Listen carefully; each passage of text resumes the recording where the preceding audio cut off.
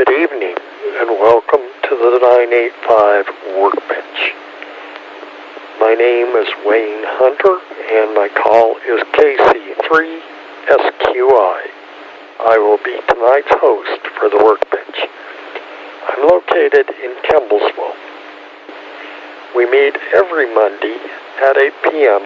on the W3GMS Parksburg repeater, frequency 146.985 megahertz. The PL tone to access the repeater is 100 hertz. For those who use tone squelch on the receive, the repeater transmits a squelch tone of 94.8 hertz. Newcomers are very welcome. We encourage all stations to check in. Take a look at the repeater website located at www.W3GMSrepeater.com. It has lots of information, including technical articles, pictures of 985 users in action, and repeater etiquette and history. Please be aware that on occasion the repeater experiences intermod interference. Please run maximum power or be prepared to check in digitally through Echolink or All-Star. The instructions for how to sign up for Echolink or All-Star are on the repeater website. We do really want to hear you, so if you have problems reaching the repeater on good times, please check in with W3GMSrepeater.com and get signed up for Echolink or All-Star access. Here on the Workbench, we focus on answering general amateur radio questions and discussing topics of radio theory and operation. Additionally, we invite each station to give a brief rundown of what you did in amateur radio this past week. Soon I will be taking check-ins. When checking in, please indicate if you have a question for the Workbench this evening. Even if you don't have a question, please check in. After all stations have checked in, we will first share what we've done in the past week using a roundtable format. So please write down the call of the station that checks in right after you. When you have finished your comments, turn the mic over to the next station. Once we have all made our comments, we will start the question and answer portion of the Workbench, operating as a directed net. If you don't remember or didn't catch who checked in right after you, turn the repeater back to myself, KC3SQI, and I will help you out and keep things moving. I will call for the first question in the list to be presented, and then for stations wishing to answer that question. Wait to be recognized by net control before beginning a transmission in the directed net. This will help us handle the questions efficiently and keep the net running smoothly.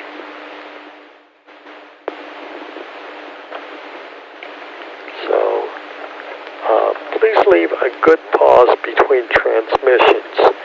This is so that other stations and emergency communications can break in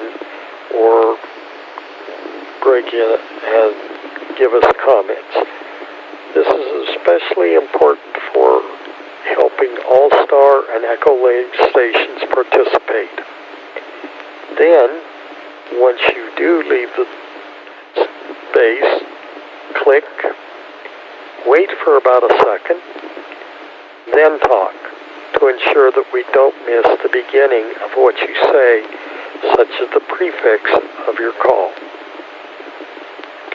Also, let up on your PTT from time to time, something like this.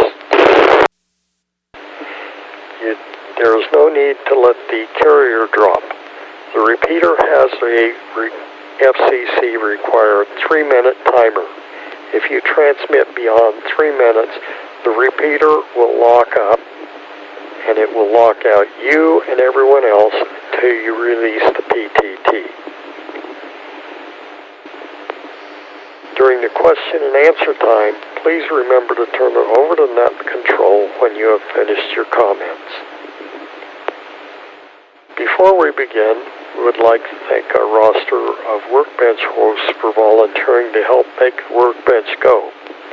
If you'd like to try hosting the Workbench, please reach out to Jim, AF3Z, or any one of us, and we will help you get on the schedule. Lastly, please join us this Thursday at 8 p.m. for the 985 roundtable. At this time, we're going to start the check-in process. Remember to indicate if you have a question for the group. We will start off with digital stations using Echolink or All-Star.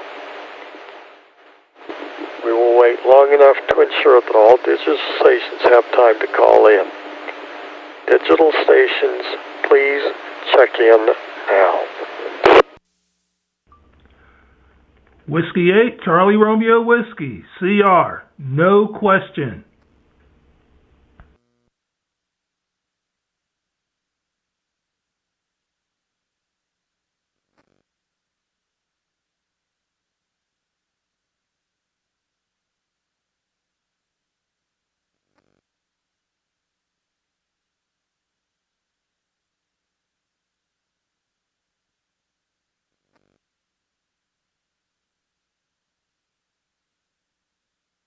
Are there any other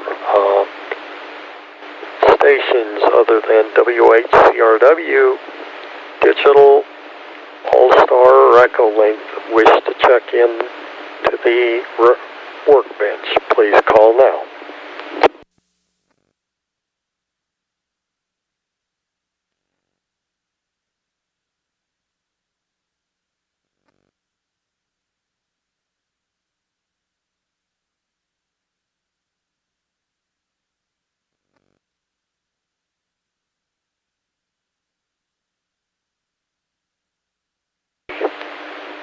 Having heard no further digital check-ins, we will take RF and digital check-ins.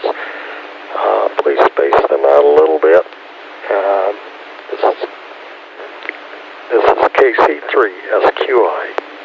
All check-ins, please call now. Whiskey Alpha 3, Victor Echo Echo, WA3VEE. Sounds like we have intermod also on tap for us this evening. So if you have high power, use it, or digital. C3 RFG, Kilo Charlie 3, Romeo Fox Golf, Jim in Malvern. No questions, Wayne.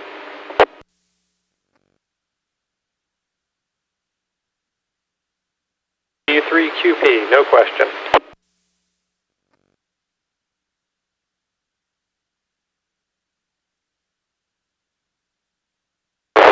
Kilo Delta 3, Echo Echo.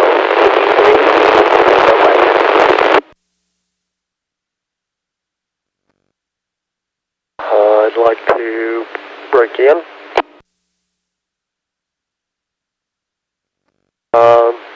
Kilo Delta 3, I did not get your last part of that transmission. It was very broken up and very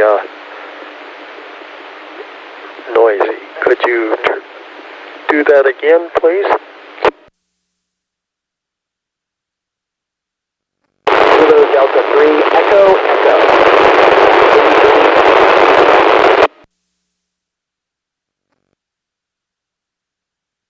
Could somebody else I got KD3 Echo, and then it just got wiped out. Yeah, it was John. Kilo Delta 3 Echo Echo. Double E. Okay. Yeah, the intermod kind of got you there. Okay, we'll continue all check-ins for the workbench. Please call KC3SQI.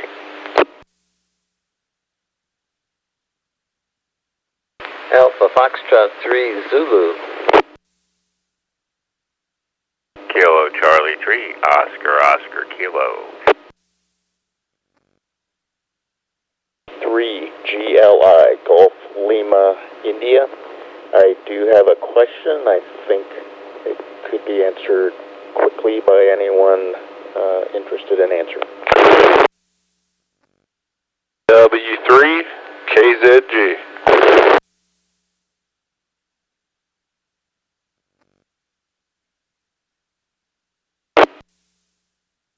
NA3CW, no questions.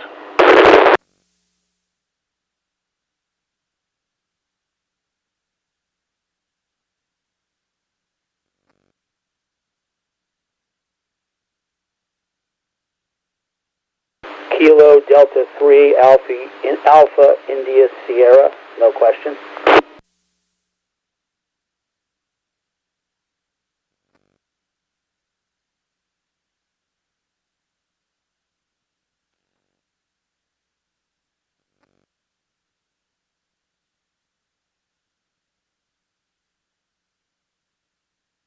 Okay, pause for a second.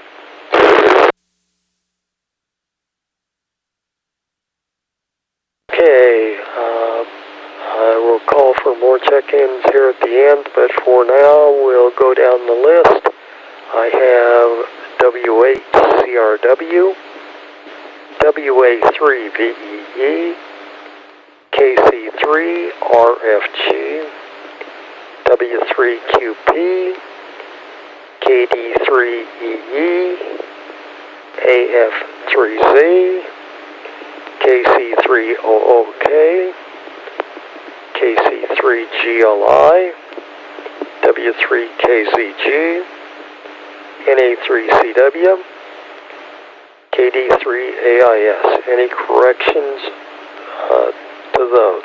Please call KC3SQI. Yes, Wayne. This is Kilowatt Alpha 3 Golf Lima India, KA3GLI. Thank you for the correction on that, and I have you down for a question.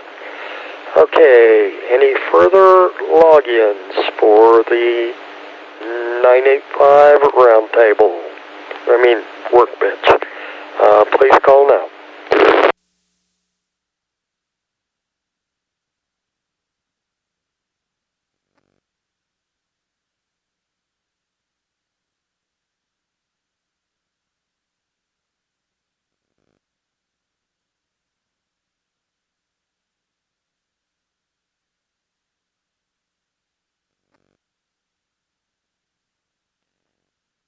Okay.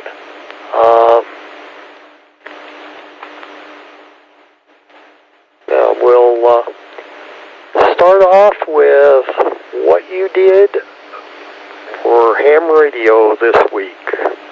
W8CRW, take it away. KC3SQI. Very good, Wayne. Thanks for taking the chair tonight. Good evening, all. This is CR. This week in ham radio was a pretty standard week. 985 activities, some Red Rose, some Salem over New Jersey, and just normal things. Back to net. No, excuse me. Ron, pick it up. WA3VEE, W8CRW. Good, CR. Thank you so much. WACRW, WA3VEE, and the Workbench net. Wayne, thanks for sharing tonight. All very good. A little busy over here, actually. On Wednesday, I had a chance to get together for breakfast with the Pottstown group up at the Whiskey Quebec, the WQ Diner, which is right in back of the Horrible Freight place, Harbor Freight, up there in Pottstown, almost right on 100. And then after that, went up to the Pottstown Amateur Radio Area, Pottstown Area Amateur Radio Club Repeater, up on what's called Fancy Hill, just west of Boyertown, all the way up there. So I found out that took some pictures up there for the trustee, Bob Rex, who passes along. Joe, if you happen to be listening in the background, passes along his very, very, very dearest regards. And so also checked into their UHF net on Sunday nights at 7:30. So their UHF repeater up there, 44355, is coming in better down here than their 212-meter repeater, which is interesting. So shared with Bob the What's My Path terrain profiler, which is a really cool website. I think a lot of us are familiar with that, and found out that literally it is all downhill, very much so, from that site all the way down here to the VEEQTH in Westchester, in West Goshen Township. So that explains a lot. And also, over the weekend, worked a really great contest, the PA QSO Party, worked about 63 of the 67 counties, and also got a whole bunch of surrounding states. So accumulated a little over 10,000 points in that one, and enjoyed working that with my 7610. Probably one of the very first times, and I'm not a contester in general, but that is one I do like to work. It's a lot of fun, because it actually gives us an opportunity to see what we can work in case there's a regional emergency. Stand by.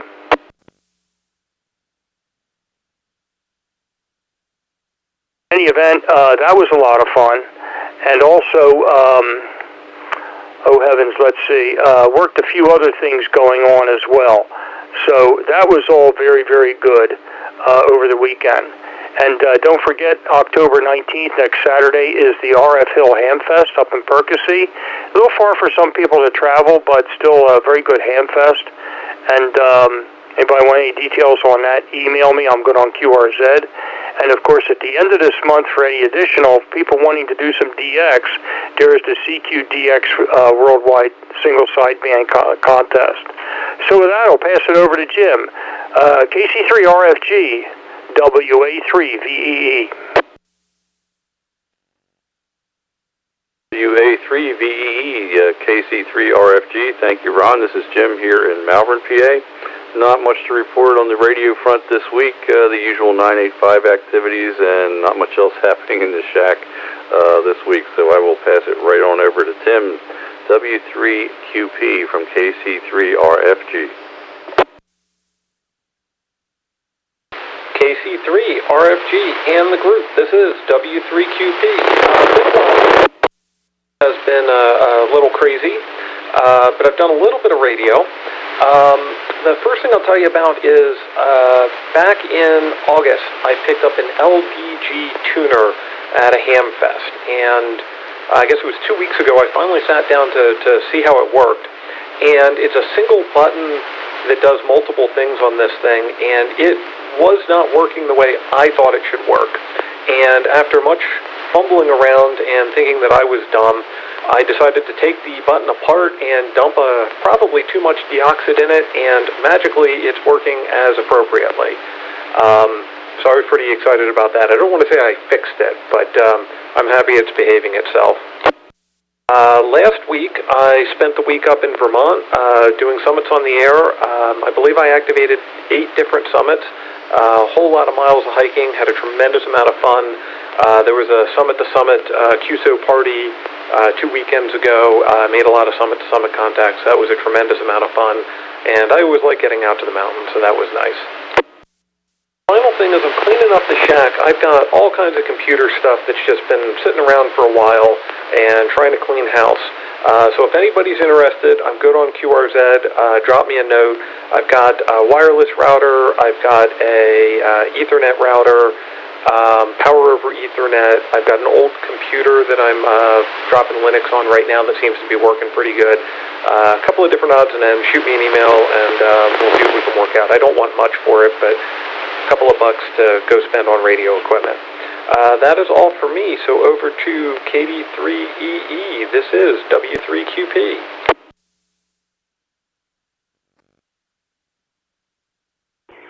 Thanks, Tim. This is KD3EE. I switched to digital. Am I coming in okay? Doing real good, John. Go ahead.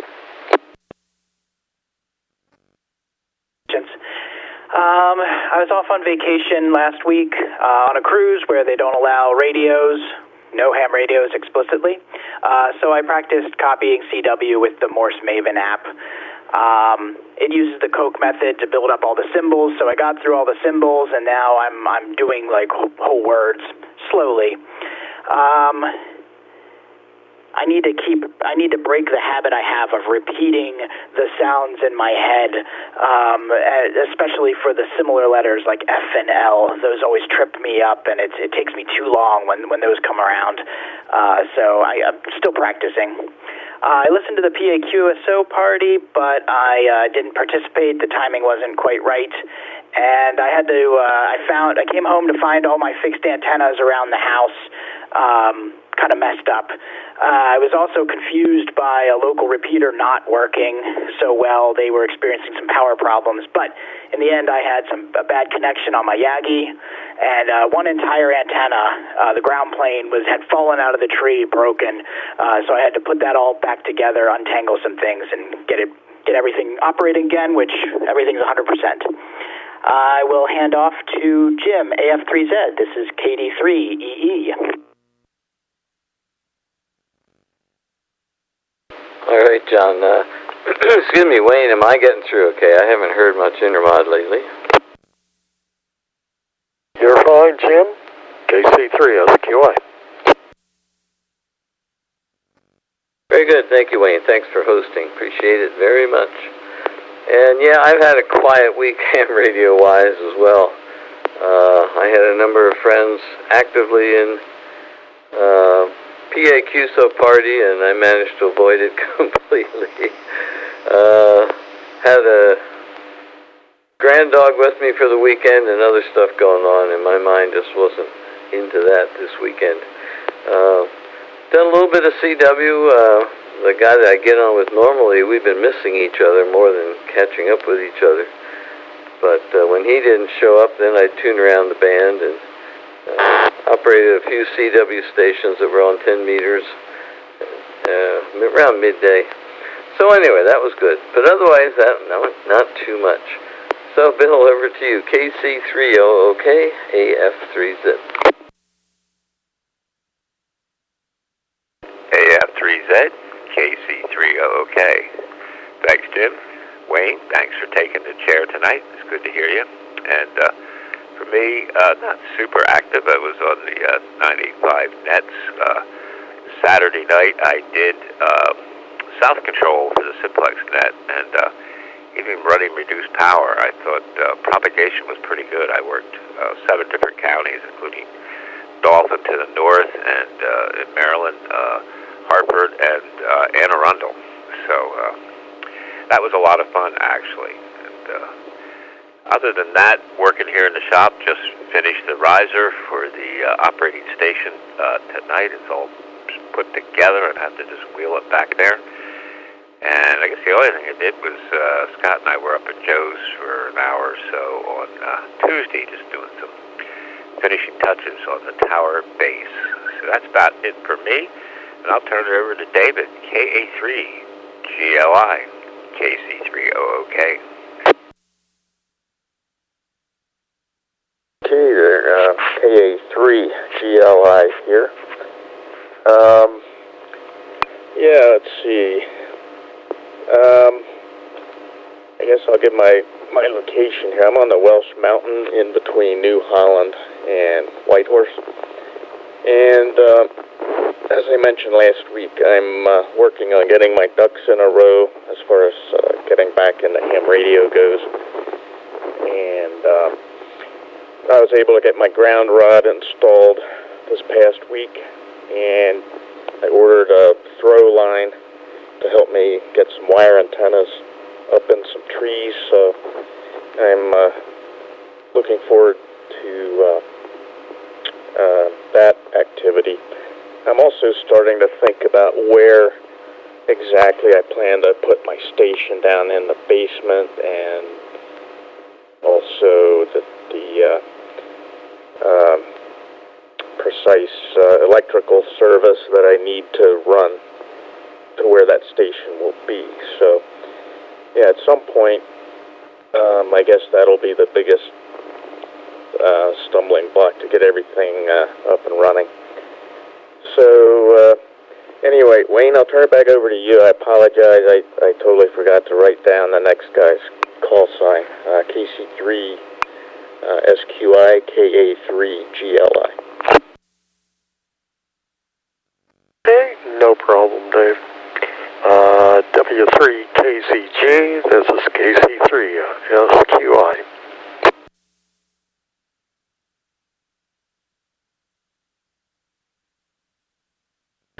W3KZG, Scott in Nottingham. Hope everybody's doing well tonight. What was it, not this past Saturday, but the one before, I assisted with the crew to help Joe's tower swap out. And then I don't know if it was Monday or Tuesday, Bill, you got me thinking, I can't remember. We went up and finished some last minute things on the tower base. But other than that, not much ham radio stuff going on here. Although I did pick up a nanoVNA for myself. I didn't have one, and I wanted one. They were on sale on Prime Day, so I grabbed one. And so that's pretty much it. It goes over to, who's it go to? Chuck, NA3CW. This is W3KZG. Alpha 3 Lima Hotel in the caboose.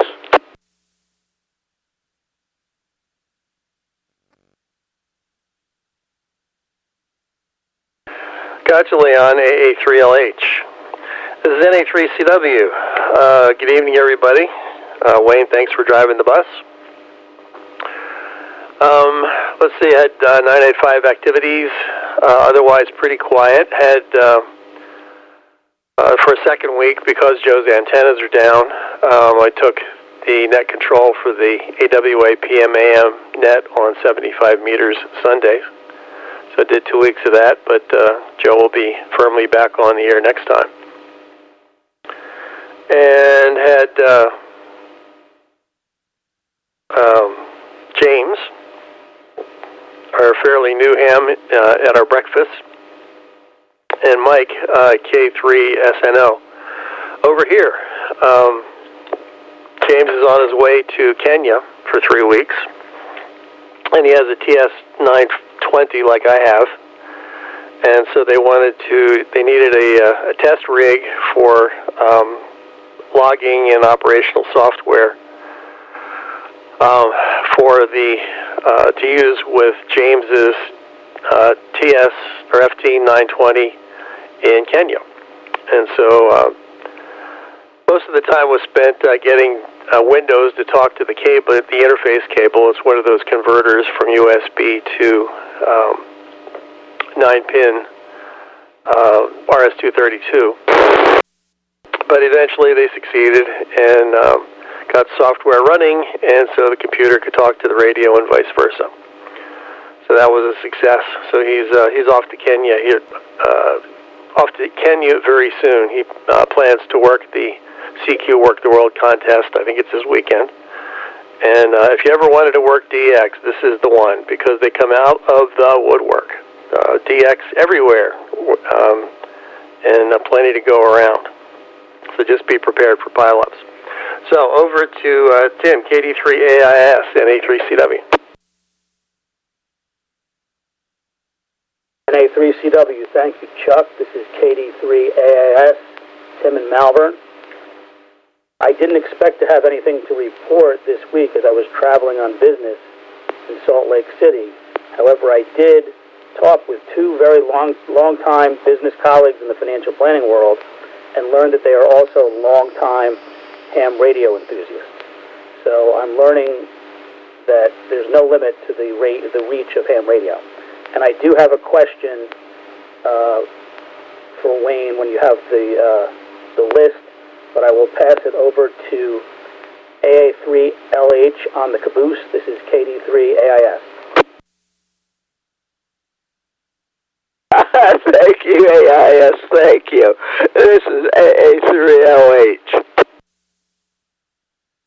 Well, I'm in the caboose because it's too wet to be under the bus checking everything out. We're going to just assume that everything's good from last week, and that we'll ride in the cabooses today where it's a whole lot drier.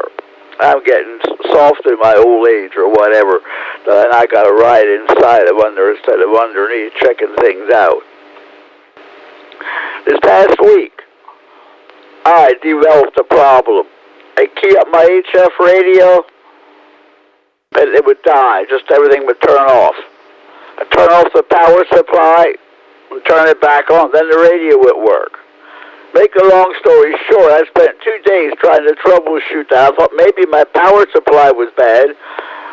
But since I only talk on one radio at a time, I can hook 3 radios to that same power supply and only run one. It'll fire all 3 of them up. And, but the others, everything else seemed to work. But this HF radio, it just would not work. Man, I spent 2 days trying to troubleshoot that. I heard what it is. It was a connector. Yeah, where 2 wires come together. That connector was bad. I had to go ahead and redo the connector. Now it's working fine since.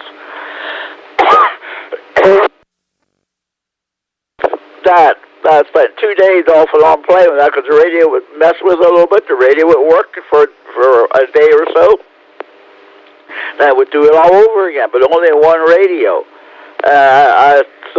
This is strange, but that's what it was a wire connector. And got tired, and we had to go ahead and put another one on. I got tired of working. So this is AA308 from the dry caboose back to KC3SQI AA308.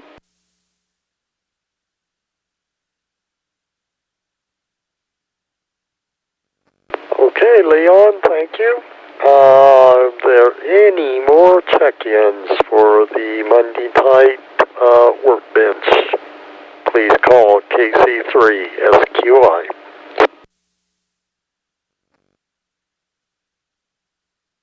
KC3SQI, KB3ZIM, Bob here in East Fallowfield Township.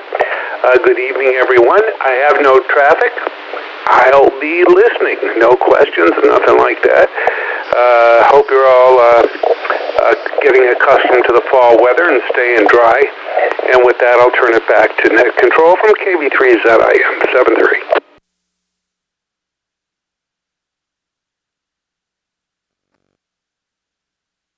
Okay, thank you. Are there any more check-ins for the 985 workbench?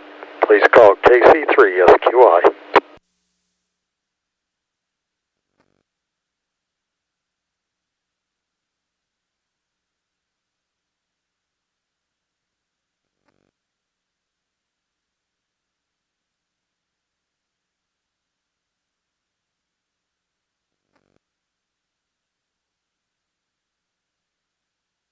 Okay. Thank you, everyone. I had a little bit of ham radio work this week. One of the things I did was when I put the 80-meter off-center fed dipole up, I just threw the rope over a limb in the tree. And I really don't like to do that because I do want to be able to get the antenna down should I need to for repairs or whatever else I want to do. So I used the antenna rope to pull a pulley over put the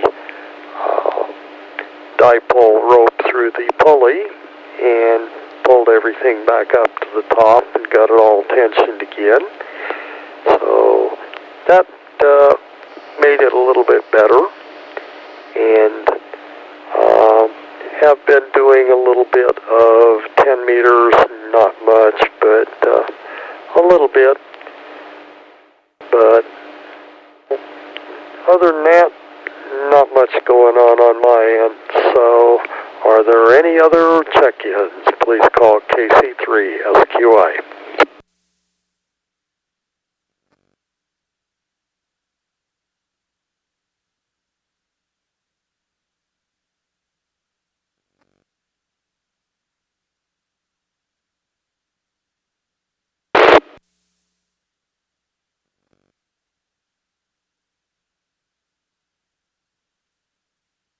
Did someone try to check in? I got a squelch break, but I didn't get any audio.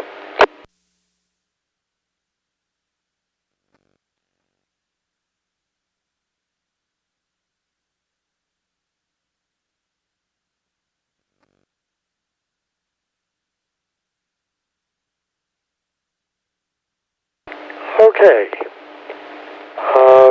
Quick comment before we turn to the questions. Workbench participation is most important. We encourage all stations to make comments and observations and share experiences. Don't assume that your level of experience and knowledge isn't enough. We can all learn from each other and contribute to our discussion. So pick up the mic and have some fun. Also, do not think that your question is too easy or too simple for this forum. Often, those simple questions have the longest answers you can find. So,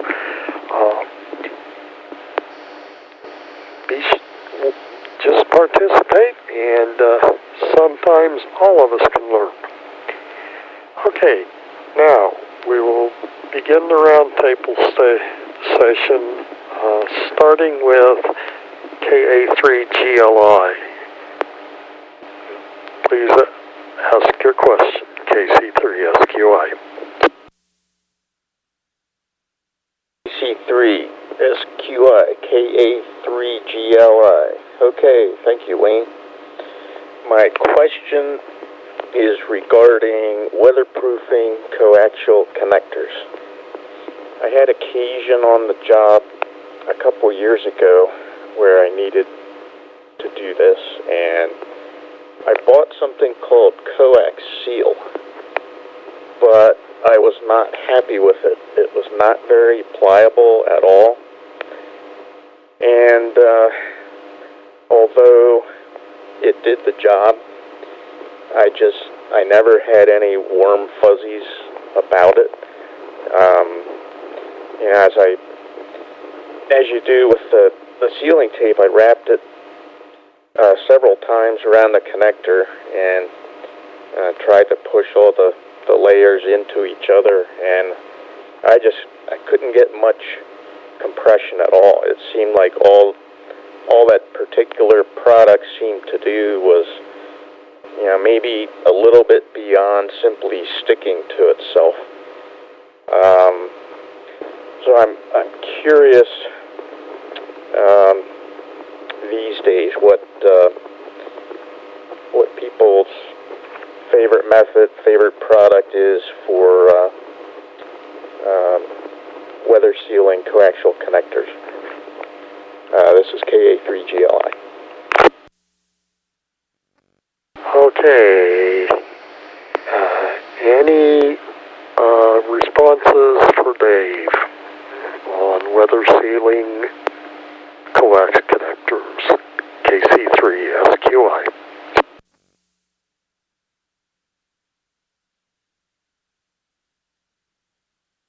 KB3ZIN.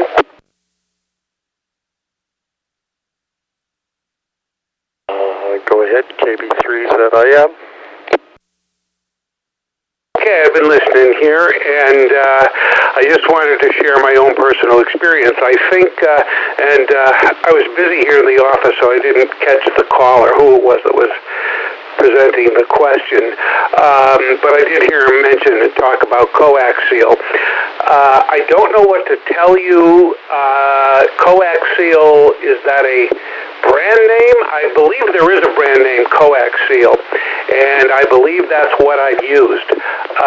There may be there are silicone type based tapes, sealing tape, and they're not adhesive, they cling to themselves. They don't have any sticky adhesive on them, they cling to themselves.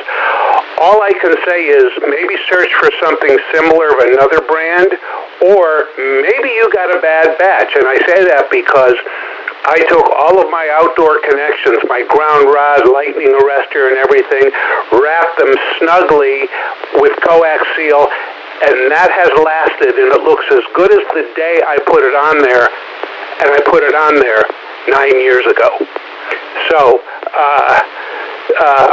I'm surprised that you say it hasn't worked for you, because it has been spectacular in its waterproofing and sealing, and also long-lasting. So all I would suggest is maybe look for another brand or something like that.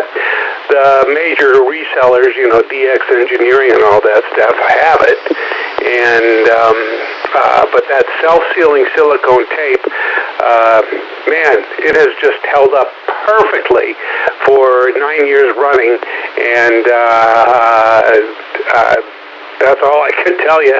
If the coax is clean and you got a good wrap on it, it sure did work for me. So maybe there's an alternative or something that someone can suggest. I don't know.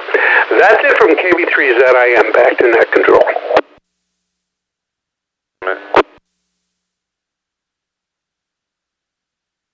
Repeat that last call sign. W3KZG, I have a comment for that question. Okay, go ahead. So, I used coax wrap a few years ago, and if you ever have to take it off, it's an absolute mess if you have good stuff. I've bought some recently at the Ham Fest, and it seems, I don't know if they changed it or if it's just cheaper suppliers or what, but it's not sticky at all, and it doesn't seem to want to stick, like you said. So what I've been using for probably 6 years now, for other things, I found this product. It's adhesive lined heat shrink, and it's a heat shrink that actually has adhesive, kind of like RTV, like built into it. And when you slide it over the end of a PL259, you can slide it all the way up and cover the whole thing, shrink it down. It creates a watertight seal. And then if you ever need to cut it off, just take a razor blade and score it down the side, and it'll peel right off cleanly. And you won't have any residue left behind, and you can undo your connection, do what you need to do, slide a new piece of heat shrink on, and you can buy it on Amazon in all sizes, all lengths. They have little kits. I use it for doing wiring on automotive and trailers and stuff to keep water out of the connections, and it works perfectly and flawlessly to keep moisture and water out. Adhesive lined heat shrink. And I've been using it on my coax connections for the last few years, and I have had zero water get in them. Just a comment. This is W3KZG, back to net control.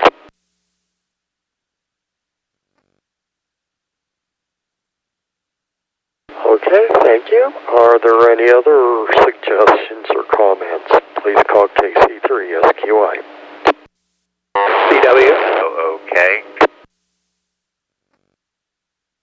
Okay, I will take NA3CW, and then Bill, you're right after him, KC3OK. Thanks, Wayne. NA3CW. I have used coax-seal in the past, and I haven't tried it lately, but it worked well for me. You just have to squish it in like clay. But I agree with Scott very much. It is a mess to take apart. What I've been using for a number of years is stuff called self-fusing tape. It's sort of like the silicone product that only sticks to itself. You wrap it tightly, round and round with this self-fusing tape, and for that gives you a really good water seal. And then to protect the self-fusing rubber tape from the sun is then do an overwrap of good quality, like Scotch electrical tape, and wrap that. And when I was on Guam, which is of course a Pacific island, and everything wants to corrode, for extra belt and braces, as the Brits say, I would use the self-fusing tape, then electrical tape to cover it up, and then I would spray it with clear Krylon. And so this was out in salt air for years and years, up on a repeater site on top of a 10-story hotel. And when I had to do some antenna work, it would just slice right off, peel right off, and you just slit it with a razor blade, and it just comes right off. And everything was as clean and shiny and non-corroded in this ocean environment as you could like. So back to net, NA3CW. Okay, Bill, KC3OK. Thanks, Wayne. KC300K. And I just wanted to say I use a product called coax wrap. It's a silicon tape. And yes, it does not stick to itself. To start it, you have to take the first wrap and go all the way around the coax and hold it with your thumb. And then you have to take the tape and stretch it and wrap it over that first wrap completely before you start wrapping it around. And stretch it really hard as you wrap it. But I've had very good success with it. And then, of course, when you get to the other end, bring it back on itself and just fold it. And then I use a good 3M, like an 88 electrical tape over that. But I don't find it hard to get off at all. If you come back 6 months later, it looks like one fused piece of rubber. It doesn't unpeel off itself. But I just take a knife, like if it's connecting two coaxes with a barrel or a coax to a bulkhead connector, where the metal is, I just take a knife and make a slit through it, and it'll peel right around, and the rest comes off like a real soft jacket on a wire. You can stretch it away from the coax and use a pair of small nippers and just nip right down. It comes right off. But it looks like one piece after a few months. So, there are my comments. Back to net, KC300OK.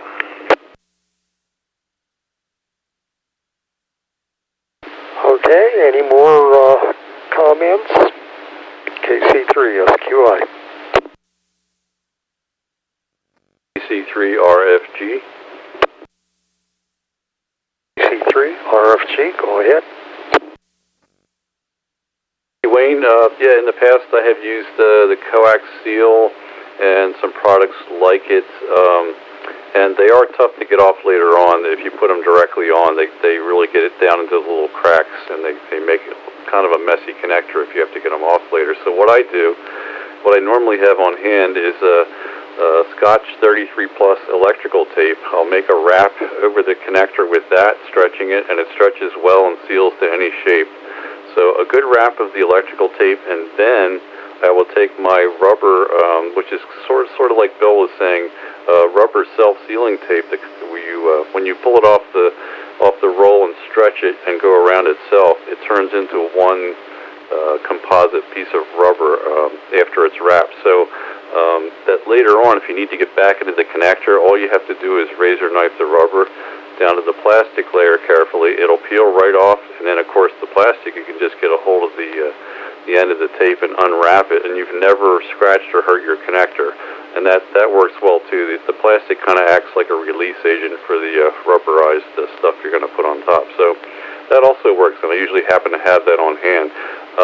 What someone mentioned about the heat shrink with the sealing stuff, that is really, really, really good, but I just usually don't have it on hand in the right size. It's more expensive than tape, and it's just not usually on hand, but I almost always have the rubber tape and electrical tape around. So that's my comment. Back to net, KC3RFG.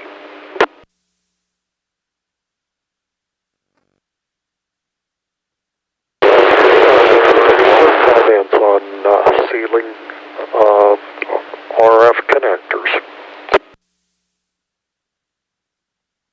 A3LH with a comment. Okay, Leon, go ahead.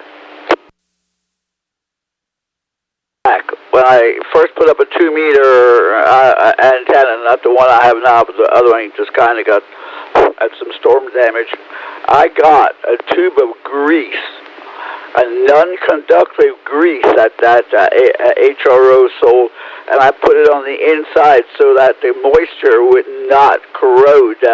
And that just lasted because it was no place for moisture because things will sweat, the condensation gets in there, and then the inside of the probes and that they would corrode. But that worked so nice. So that's what I use, and then I put because I use silver then on the outside, and that worked well. Just you consider what happens on the inside when condensation gets in. That's what I have to say. A3OH. Okay, thank you, Leon. Are there any other comments?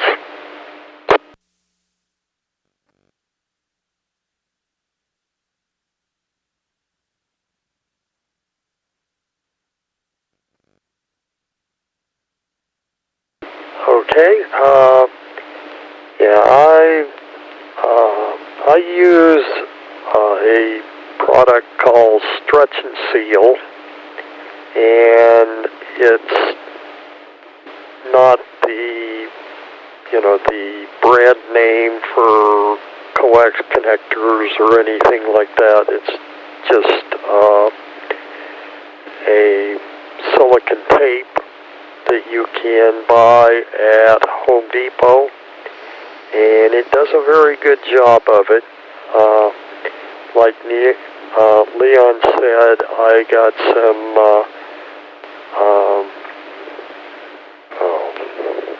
I just blew the grease name, the type of it, but you put a little of that in the connector. I'll remember a little bit, and I'll get about to you, or I'll send you an email with it.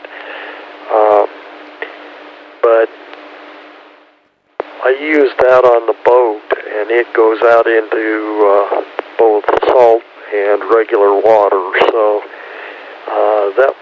that works for the connectors for the electronics in the boat. And I've had the boat now about 7 years, and I have no problems with the connectors on it. So, with that, Dave, KA3GLI, does that help? KC3SQI. Yes, definitely. KC3SQI, KA3GLI. I made a lot of notes here. I definitely appreciate everyone's input, and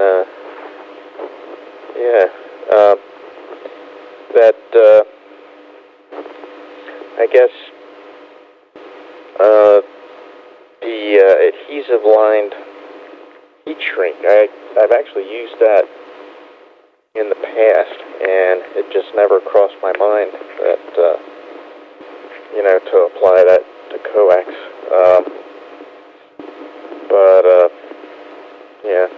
Anyway, all the ideas sound great. I think pretty much anything would beat my experience with the coax-seal, and yes, that was a brand name that I got. That was the actual name of the product. So I guess it's always possible maybe it was a bad batch at the time. It just wasn't very impressive to me. But thanks again to everyone. Really appreciate it. KA3GLI.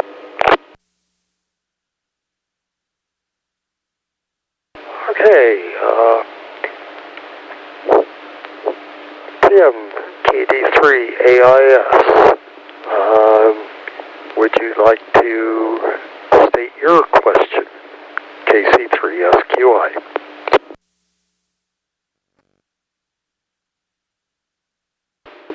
Thank you, Wayne. KD3AIS, Tim in Malvern. I preface my question with great humility and gratitude for all of the experienced members of the 985 and Joe for donating the 985. And I ask this as an admittedly new person. My question is, I was thinking about unexplained flying objects, UFOs. And my question is, are there some big factors that either haven't been explored, which I doubt given everybody's knowledge, or are unable to be addressed that lead to the intermod that is repeated on many nets and is just accepted by many, many experienced people as something that just exists? Thank you.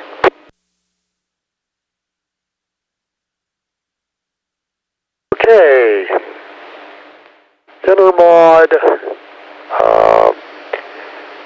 causes, solutions, and problems. Anybody want to try that one?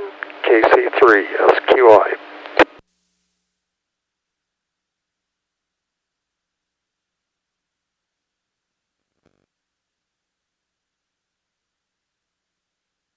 CW, if nobody else surfaces. Okay, check. NA3CW, go ahead. As the NA3CW, as the name implies, it's interaction between two radio signals acting upon some nonlinear element, be it transistors in the repeater zone amplifier, or a rusty bolt joint, or or two wires cross on a power line, something that creates a mixing element. So two RF signals plus a mixing element creates a third signal that interferes with the receiver in the repeater. So there has to be two signals, a nonlinear element creating a third signal. The problem is, obviously we have control over one signal, that's the transmitter of the repeater. The other one, we don't know where it's coming from. I suspect it's something to do with the cell tower that's nearby, but we don't know. And as far as the nonlinear element, a number of tests have been done, quite a few, and quite an effort has been made up to this point to try to isolate what's going on. These have all come up short. And we're talking about, technical kind of studies with real equipment and spectrum analysis and cavity filters and all that sort of thing.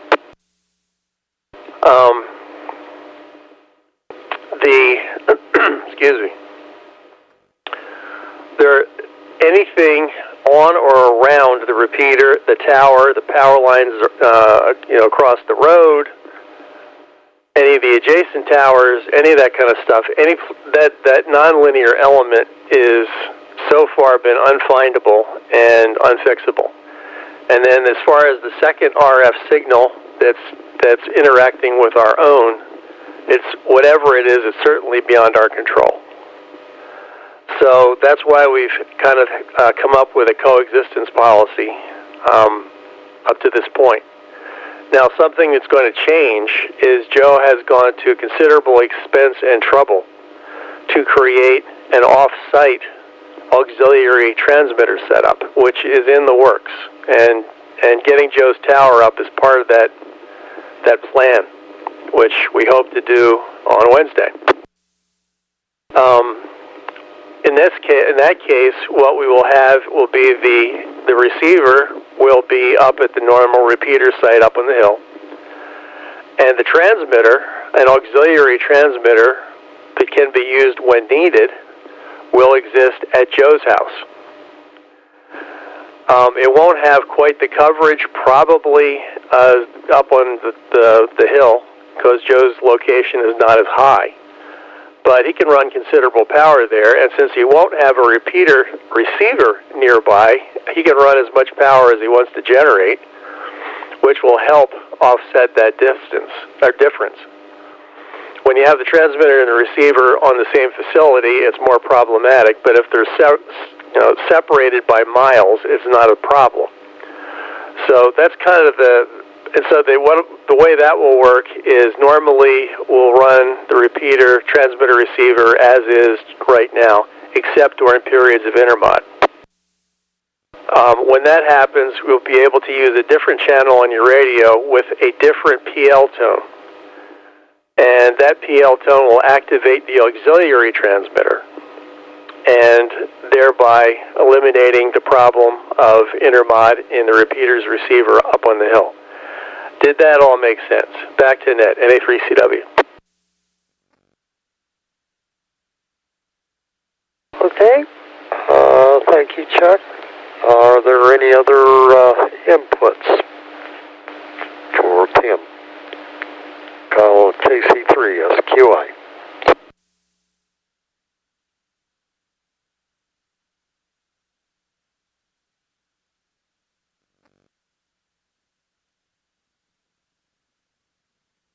KZG. I don't talk on many other repeaters. Do they have similar issues sometimes with intermod? I never heard it or noticed it. Yeah, it's a fairly common problem, and trying to, as Chuck said, trying to troubleshoot down to where the second signal comes from and what it is and how it's getting in is it's a mental mess. I've done many off-site things, and it's not just a problem with the repeaters, it's a problem with equipment out in the field too, where you've got equipment that has very sensitive receivers next to high-power transmitters. So, okay, any other comments? KC3SQI. CW. Ahead. Yeah, it's a very common problem in like antenna farm situations where you have multiple transmitters and receivers on the same site. And in many cases, it's just considered unsolvable. And it's now one thing that helps is because of a characteristic of N connectors to have their center pins kind of suck into the coax. When coaxes run up a tower, the center conductor and its dielectric can slide down the coax, and with an N connector, it'll take the pin with it. Suddenly, it's partially, and it doesn't have to be much, so it's partially connected. So you end up with a loose, later corroded joint, and they can be problematic. And so, from what I understand from Rich ZPX, is they now use the 516, I think it's 516, 1516 DIN connectors. It's a much larger connector with a big fat pin that's fixed, so it can't slide out. And those have become mandatory in commercial multi-repeater installations. But it's a very common problem, and it's a very vexing one. Back to net. Okay, anyone else want to have put input for this? KC3SQI.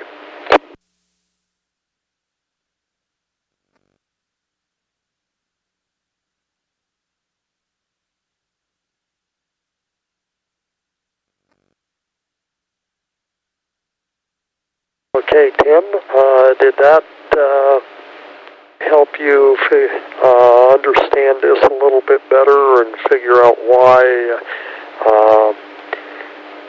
this can be be a real problem, and it's not, like I say, it's not just with radio equipment. It can be medical equipment. It can be scientific equipment, all kinds of stuff. This happens quite often.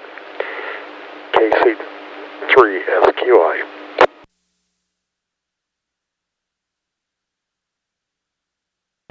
Thank you, Wayne. KC3SQI. This is KD3AIS, Tim, and yes, Chuck, that was very helpful. I appreciate your time. And I learned that as I listen through the day and while I'm working on other things, I hear Chuck and Bill talking about going and fixing a tower, working on a tower. It may not even be the repeater. It may be the second tower that Joe is kind enough to pay for and donate. So it's all greatly appreciated from one new ham to all the others, and I will send it back to KC3SQI.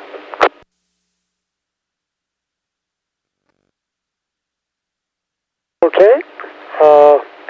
Yeah, it's not intuitively obvious, but it's real, and it happens quite often. So, okay, are there any other questions that anybody wants to try to stump the chumps with?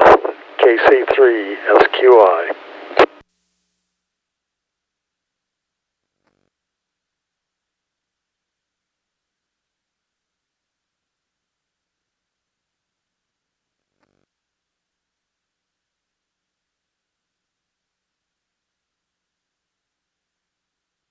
Okay, having heard nothing, before we close the workbench for the evening, we'd like to check and see if there are any more check-ins.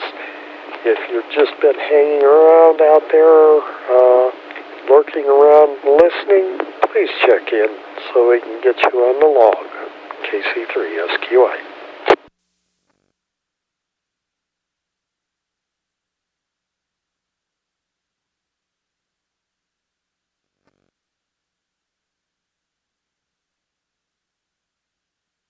Okay, it's a little wet for the crickets, so they aren't even making noise tonight. So I want to thank all stations for checking in on the 985 workbench.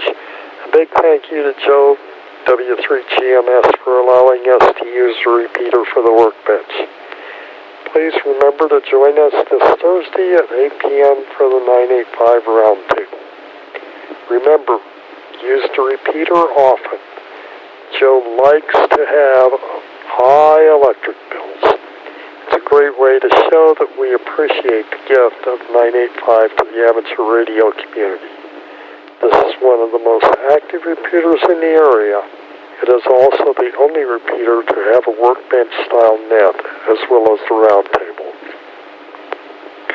This concludes the workbench for tonight. We now return the repeater to normal amateur use.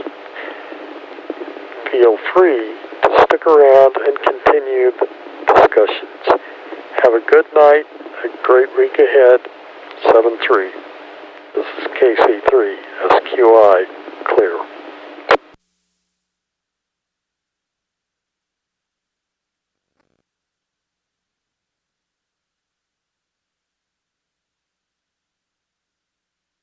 KD3AIS, KD3AIS, WA3VEE. Are you still around, Tim? Yes, Ron, go ahead. I could not get to the answer to question here, but Chuck did a very fine job and was more qualified to answer the details about that than I am. But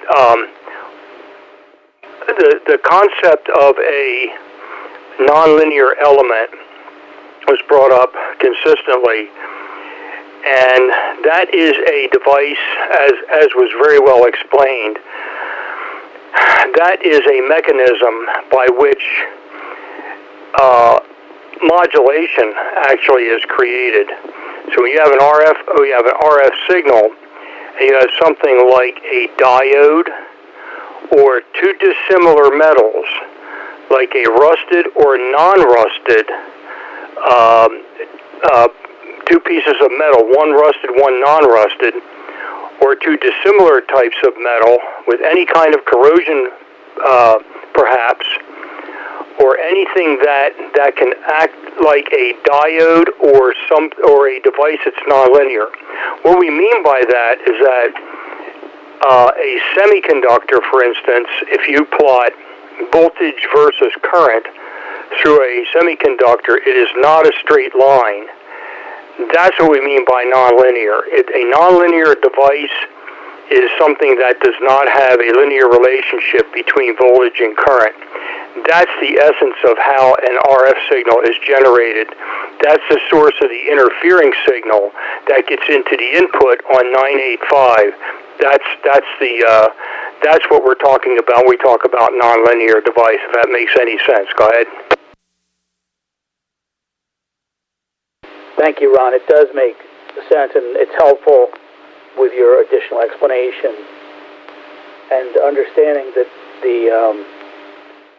all the different potential causes could also be things as simple as a rusted versus a non-rusted piece of metal. Then I could understand why it's so difficult to find and why Joe might go through the time and expense of simply putting up another tower than trying to find whatever the problem is. But thank you for taking the time to give that explanation to me, Ron. I appreciate it.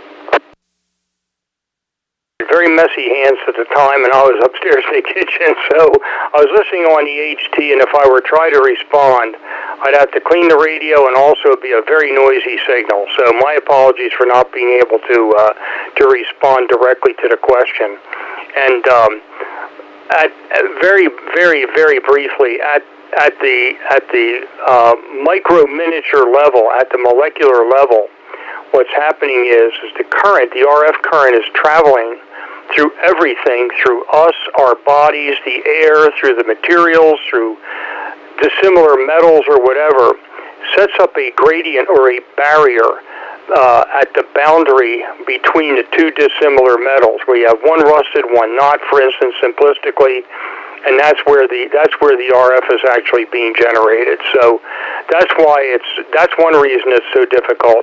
The other reason is it's very difficult to look at the source of the possible source of the interfering signal that is causing a product that is mixing with the input 385, because the repeater is on at the same time, and it would basically, the power of the repeater on 985 would basically blow up a spectrum analyzer. So it's a very difficult problem to analyze.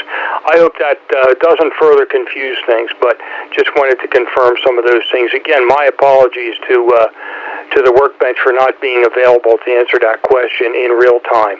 KD3AIS WA3VEE. Thank you very much, Ron. As usual, your capability to explain simply and then more complex, which goes beyond my current ability to understand in depth, is still much appreciated. And thank you for not making a mess and taking the time to respond to this later. I greatly appreciate it. KD3AIS. Just scanning the low bands over here for looking for some DX. So no effort on my part whatsoever. And you're very, very, very welcome, Tim, that's for sure. Good to hear you tonight on the Workbench. And absolutely excellent question. Definitely. Ask more questions like this for sure. Have a good night, 7-3. KD3AIS WA3VEE. Ron, you too. WA3VEE. This is KD3AIS 73. 310.